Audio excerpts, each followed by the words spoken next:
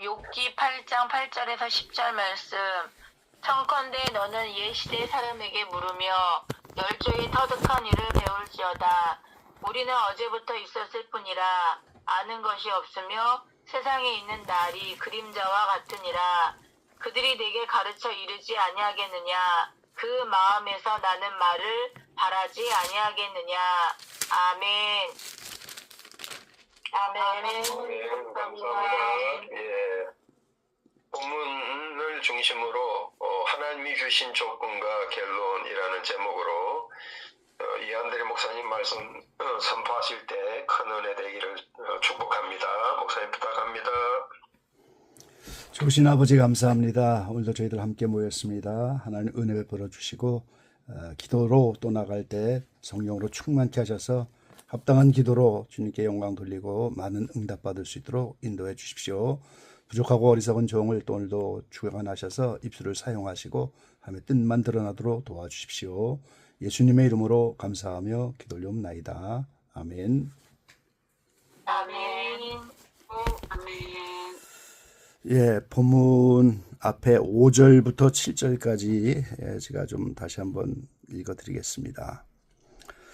내가 만일 하나님을 부지런히 구하며 전능하신 이에게 빌고 또 청결하고 정직하면 정녕 너를 돌아보시고 내 의로운 집으로 형통하게 하실 것이라. 내 시작은 미약하였으나 내 나중은 심히 창대하리라. 아멘. 예, 욥기 돌아보기 시리즈 오늘 네 번째 시간입니다. 오늘은 하나님의 조건과 결론 이런 제목으로 말씀을 나누려고 합니다. 이 사람들이 연극이나 영화, TV, 드라마 대단히 좋아하는데요. 요새는 핸드폰만 있어도 모든 영상을 다 보게 되니까요. 지하철에 보면은 앉아 있는 사람들이 다 핸드폰 들고 영상 보는 하고 이 적그리스도가 마지막 때 영적 싸움의 계계 중 하나가 이 스포츠를 일으키는 거예요. 그리고 이제 음란, 영상 문화죠. 이 스크린을 통해서 영적 생활을 하지 못하도록, 그러니까 사람들이 다 거기에 빠져서 영성 생활을 하지 못하도록 그런 걸 자꾸 만드는 거죠. 그런데 왜 사람들이 거기 이제 드라마를 볼까요? 무언가 감동을 주기 때문이죠. 단순한 재미만 아니고 뭔가 감동을 주는 때문인데, 그 마음을 울리는 내용이 주인공에서만 감동을 받는 것이 아니고 종종 이 조연 배우에게서도 감동을 받아요. 그래서 조연이 상을 받기도 하고 그러죠. 성경도 마찬가지입니다. 이 성경의 각 책마다 주연이 있고 거기에 이제 종종 조연이 있죠. 우리가 이제 지금 돌아보기 이 시리즈의 욥기는 당연히 주인공이 욥입니다. 근데 조연이 그의 세 친구예요. 이 4장 1절에 대만 사람 엘리바스, 오늘 8장 1절부터 나오는 수아 사람 빌닷, 그리고 이제 나아마 사람 소발. 이 세 친구가 3번 말하고 욥이 3번 대답하고, 이게 오늘 5장부터 31장까지, 4장부터 31장까지 대부분의 욥기를 차지하고 있거든요. 그리고 이제 32장부터는 이제 엘리후가 37장까지. 그래서 이제 이 주제가 이 욥이 당한 지금 어려움, 이 가족들이 막 죽고 재산이 날아가고 몸에는 악창이 나서 병들고 이 동방의 의인이 왜 고난을 당하느냐, 이게 이제 주제인데, 저는 이게 원죄를 다루는 책이다, 그렇게 말씀을 드린 바 있죠. 욥기서 32장 1절에 보면은 욥이 스스로 의롭게 여김으로 그 세 사람의 대답이 그침에 그랬어요. 욥은 자신을 스스로 의롭게 여겼다고 말씀하고 있습니다. 같은 32장 3절에 보면은 또 세 친구에게 노를 바라면 그들이 능히 대답지는 못하여도 욥을 정죄함이라. 이 세 친구 입장에서는 이런 어려움 환난 당한 게 다 죄 때문이 아니겠느냐 계속 정죄하는 거고 욥은 스스로 의롭게 여겼고 근데 40장 8절에 가면 이제 하나님이 40장부터 나타나시고 말씀을 하시는데 내가 내 심판을 폐하려느냐 스스로 의롭다 하려 하여 나를 불의하다 하느냐 이 스스로 의롭다고 하는 거에 대해서 책망을 하시죠. 그러다가 마지막 장인 42장 5절 6절에 가보면 내가 주께 대하여 귀로 듣기만 하였사오더니 이제는 눈으로 주를 배움나이다. 그러므로 내가 스스로 하나고 티끌과 재 가운데서 회개하나이다. 이 마지막 장에 가서 욥이 회개하고 이제는 하나님을 눈으로 배움나이다. 하나님은 볼 수가 없는 분이잖아요. 그래서 제가 이것이 마음이 청결한 자가 하나님을 본다 하는 팔복의 말씀처럼 볼 수 없는 하나님이지만 이렇게 죄의 문제를 해결하고 나니까 하나님의 생명을 얻어서 감각으로 하나님을 아는 이 개념이 내가 이제 눈으로 주를 배움나이다. 이런 신앙 고백이라고 말씀드렸죠. 그래서 이 욥기가 원죄를 다루는 책이 되는 겁니다. 근데 오늘 이제 8장부터 수아 사람 빌닷의 말이 나오는데 이 조연 그리고 욥이 대답하고 또 조연들이 말하고 또 욥이 대답하고 이 대화 속에서 인생의 교훈, 어려움을 당했을 때의 처신 이런 사람들에게 감동을 주는 말들이 많이 있는 거죠. 그래서 어느 드라마보다도 정말 이 욥기가 우리에게 감동을 주는 거예요. 그리고 이 세 친구는 적어도 어저께 제가 말씀드렸잖아요. 신앙이 철이 들어야 된다고. 아이의 단계에 있는 것이 아니고 청년이 되어서 부모의 마음도 좀 이해하고 이 철이 드는 그런 청년이 되는 것처럼 철든 신앙이 됐기 때문에 어저께 엘리바스도 나 같으면 하나님께 기도하고 내 모든 문제를 하나님께 의탁하리라. 하나님께 맡기겠다. 그 맡겨지는 믿음이 들어왔기 때문에 그렇게 선포하는 철든 신앙입니다. 그래서 오늘 수아 사람 빌닷도 이 철든 신앙의 친구예요. 청년의 신앙입니다. 그러면서 오늘 8장 5절로 7절에 세 가지의 조건과 결론을 말하고 있는 거예요. 이게 빌닷의 말에 그치는 것이 아니고 성경 전체의 원리, 성경 전체의 구조가 그렇게 되어 있다는 거예요. 하나님은 조건을 제시하시고 그 조건을 이행하게 되면 거기에 걸맞는 결론을 주시겠다. 성경은 전부가 조건과 결론입니다. 인생을 죄악에서 구원하시고자 하는 하나님의 그 모든 섭리 속에서 하나님은 말씀으로 조건을 내세우고 이제 사람 편에서 그 조건대로 행하면 하나님은 거기에 걸맞는 결론을 주는 것. 이게 성경의 원리고 구조라는 거예요. 이 선민인 이스라엘을 택하셔서 그런 조건과 결론을 예시로 많이 보여줬는데 이 하나님이 이스라엘에게 율법을 주셨어요. 그런데 그때 조건이 있는 겁니다. 출애굽기 19장 5절로 6절에 보면은 세계가 다 내게 속하였나니 너희는 내 말을 잘 듣고 내 언약을 지키면 이 조건입니다. 내 말을 먼저 들어야 되고 청종하고 내 언약을 지키면 이 조건이에요. 지금 너희는 열국 중에서 내 소유가 되겠고 너희가 내게 대하여 제사장 나라가 되고 거룩한 백성이 되리라 그랬어요.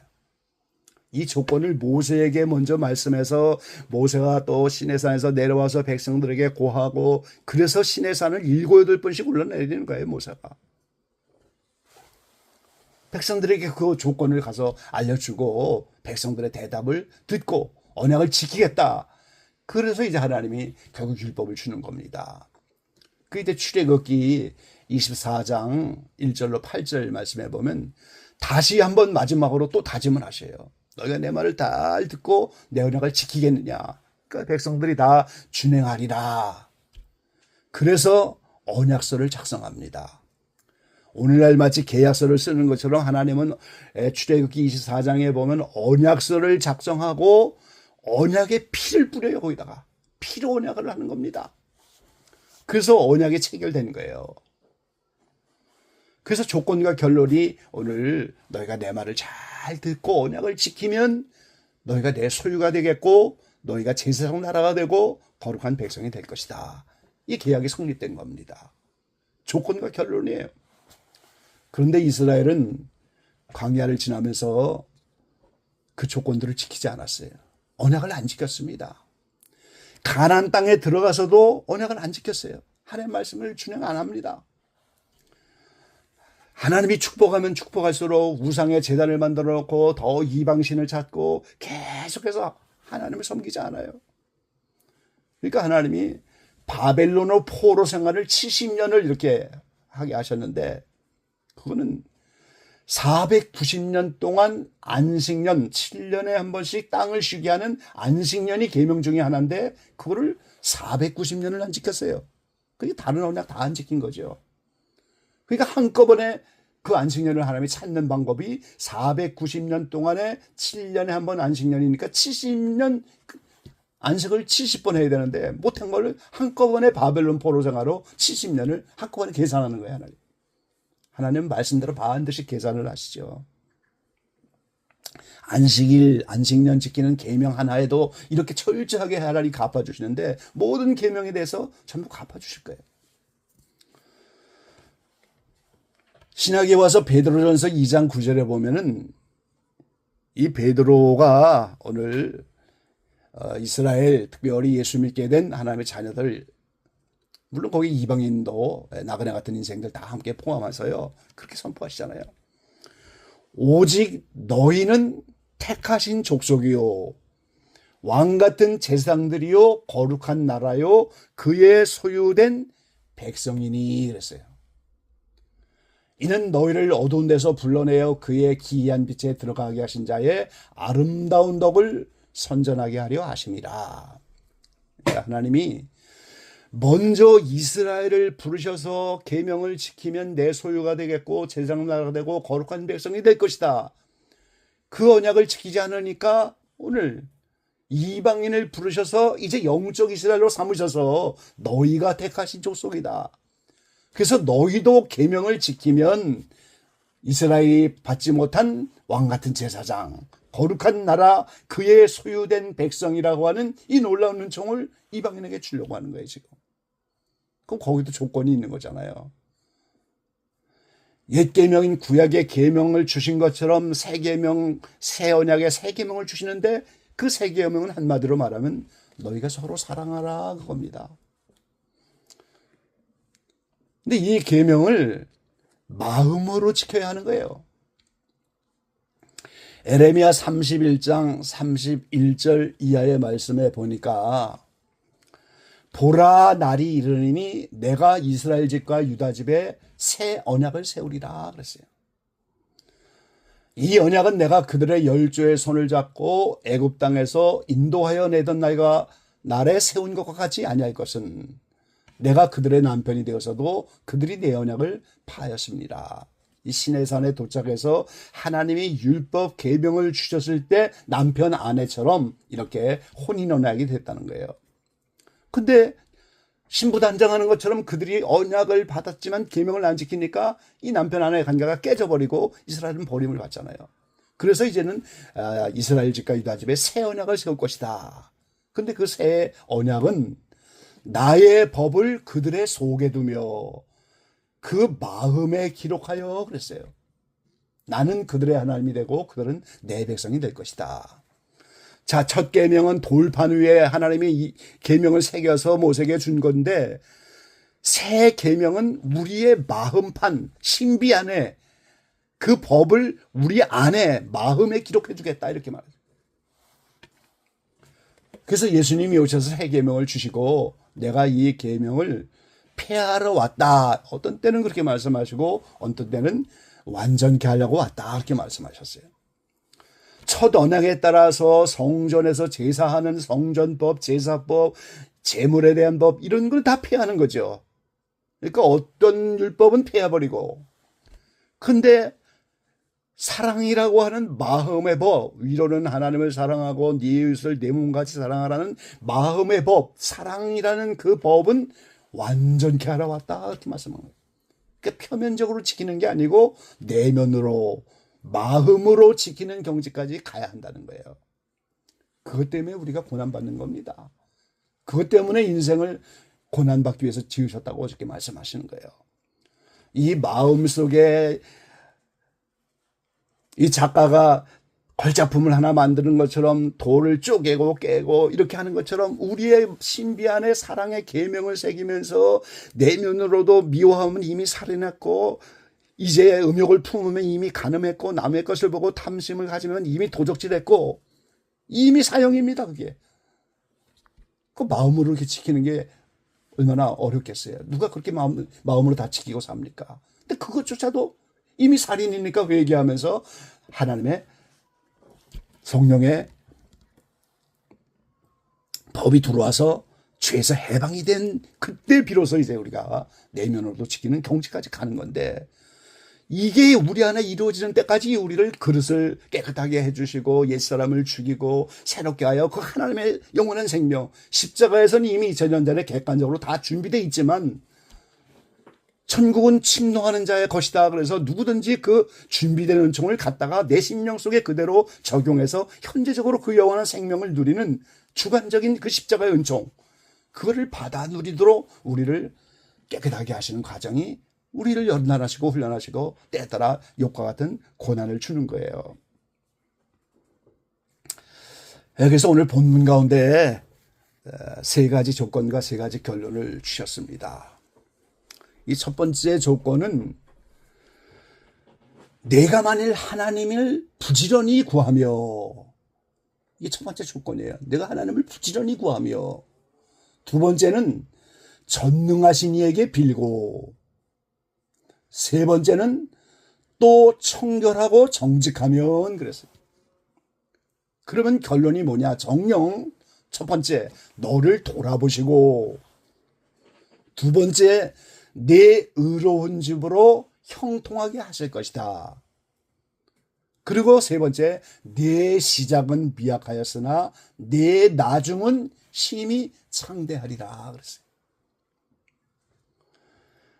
구멍가게 하나 만들어 놓고 시작은 미약했지만 나중에 심히 창대할 거라고 성구를 거기다 갖다 붙여놓은 그런 성구가 아닙니다. 이게 지금 앞에 있는 조건들을 다 지키면 하나님을 부지런히 구하고 전능하신 이로 믿고 빌고 청결하고 정직하면 이 조건을 이루면 너를 돌아보시고 의로운 집으로 형통하게 하실 것이고 내 시작은 미약하였으나 내 나중은 심히 창대하리라. 이게 결론입니다. 오늘 기적의 모든 지혜들이 환경 가운데 여러 가지 어려움을 당하고 이런 우여곡절에 여러 가지 일들이 다가온다면 이 우리의 욥의 친구가 가르쳐준 세 가지 조건들을 이행하시기를 바랍니다. 하나님을 부지런히 구하라 그러세요. 부지런히 열심히 기도하라는 거예요. 열심히 성경을 보라는 겁니다. 그 얼굴을 만나기를 간절히 사모하라는 거예요. 어제 제가 어느 권사님이 저희 교회 권사님이 아니고 이제 다른 교회 권사님이 어떻게 연결이 돼서 유방암이 걸려서 6번 항암을 해야 되는데 오늘 항암 치료를 5차로 들어가신다고 그래요. 주변에 있는 분이 좀 안드레 목사님을 만나서 상담도 하고 기도도 받고 그랬으면 좋겠다. 이래서 이제 제가 만나 뵙고 왔는데 남들이 아플 때는 그저 남의 이야기니까 뭐 하나님 뜻대로 맡겨라, 건면해라, 기도하겠다 이렇게 했는데 정작 자신이 그 문제에 얽히고 나니까 이 다른 거예요. 그러니까 회개하면서 매일매일 눈물이 흘러서 눈이 다 짓물렀더라고요. 이렇게 보니까 얼마나 회개하면 눈물을 많이 흘리시던지 눈이 다 짓물렀어요.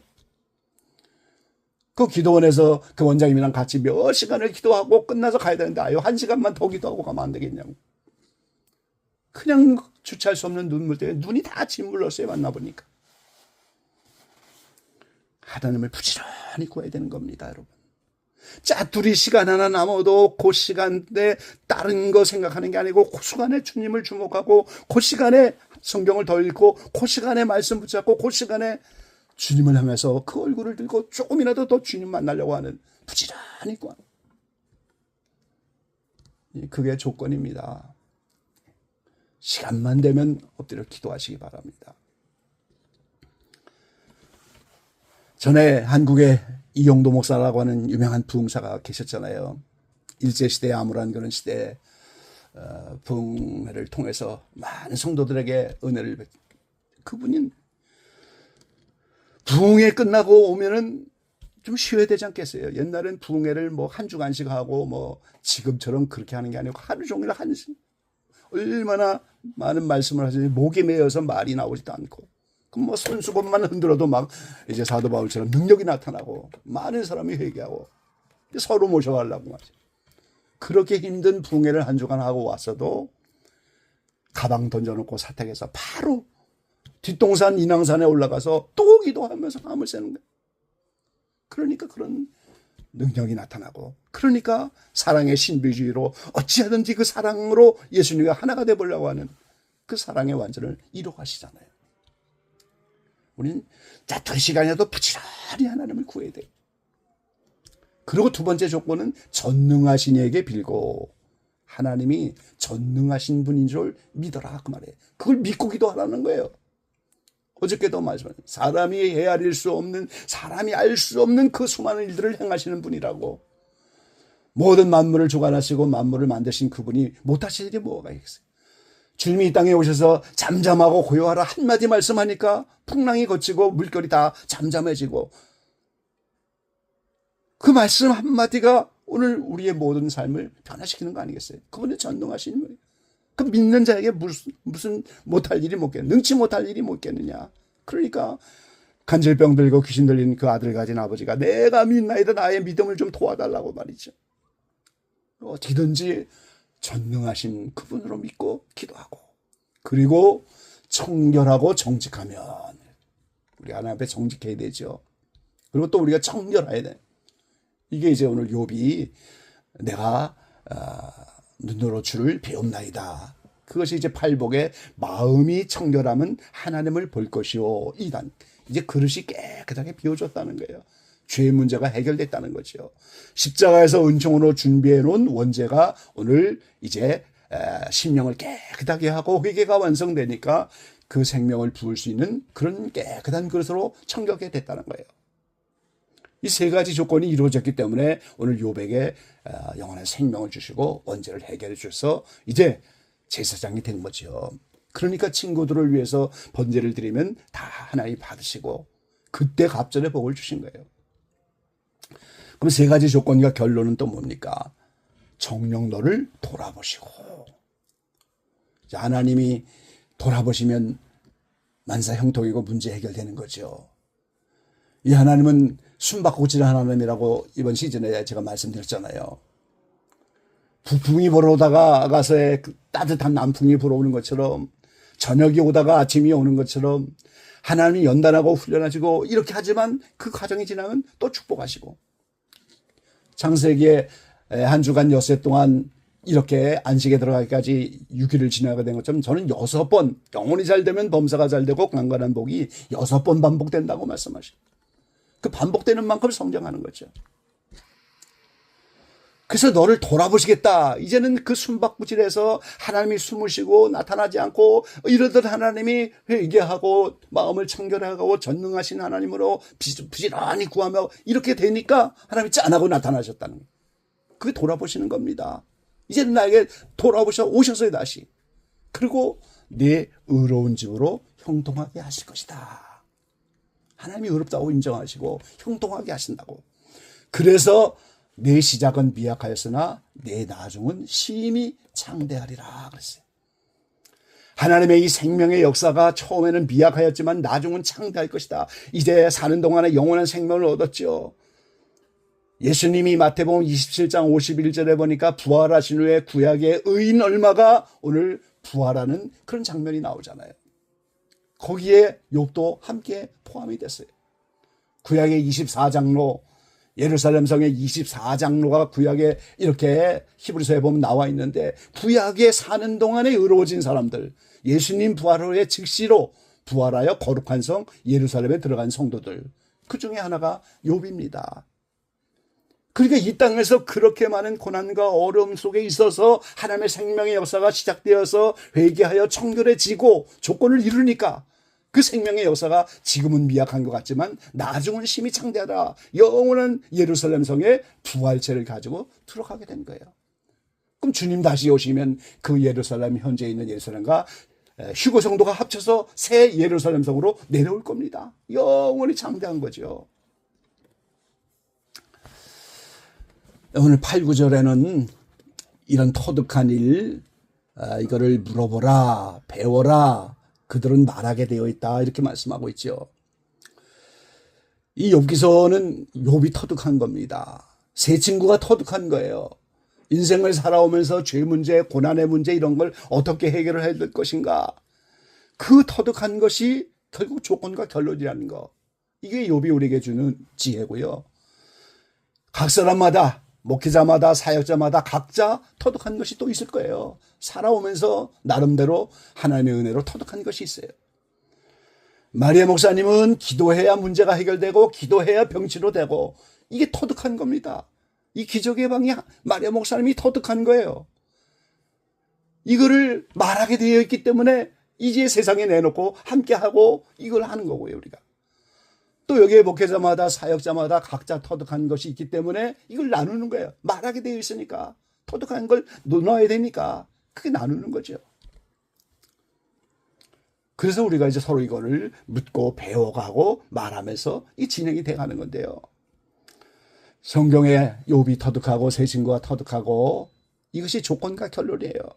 그리고 성경에는 자그마치 36,500가지의 약속이 있다고 해요. 그 이야기는 이렇게 많은 조건들을 이루면 이렇게 많은 결론을 주겠다는 하나님의 약속이 36,500가지라는 거예요. 오늘 빌닷이라고 하는 욥의 주인공은 아니지만 조연을 통해서 주신 교훈 세 가지.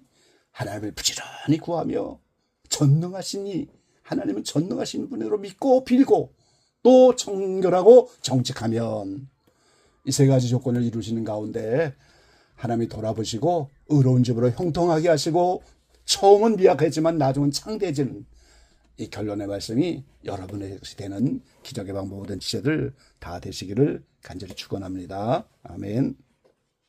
아멘. 아멘. 감사합니다, 목사님.